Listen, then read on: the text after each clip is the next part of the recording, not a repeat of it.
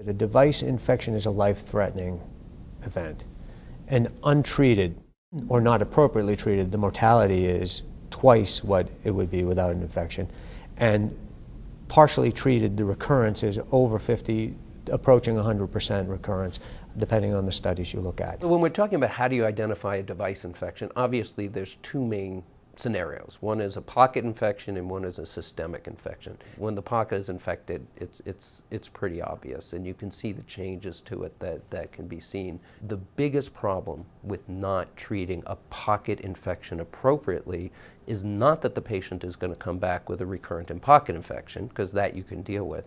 It's that it's going to lead to a systemic infection. And that's where the trouble starts, because if you don't treat patients appropriately, they die. And I think that's something people really need to understand.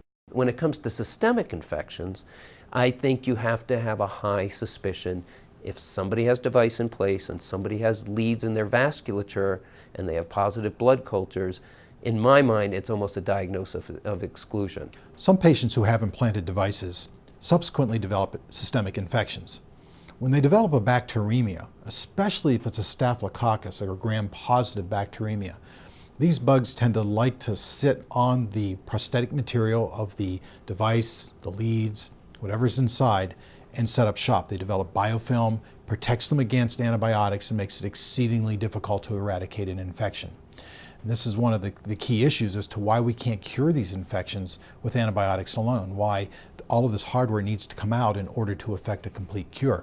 Osteomyelitis, pneumonia, urinary tract infections, these can all lead to bacteremias that then infect the device. Staph infections are the most common. They make up over 90% of the infections on devices. Leaving the device in place with a staph infection is almost always a much greater risk than taking the lead system out.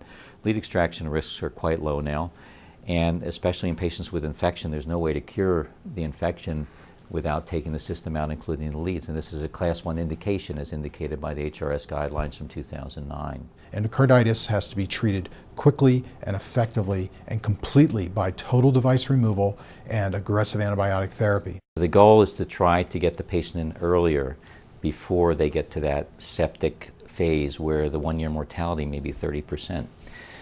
And that means educating the physicians about calling someone who can deal with this early on, when the pocket swells, when the patient gets pain, when they get the fevers, when they don't feel right, when they have recurrent bacteremias, before we get to the point of endocarditis. If a patient has an infection of a device, the device has to be, the entire system needs to be removed. It's that simple.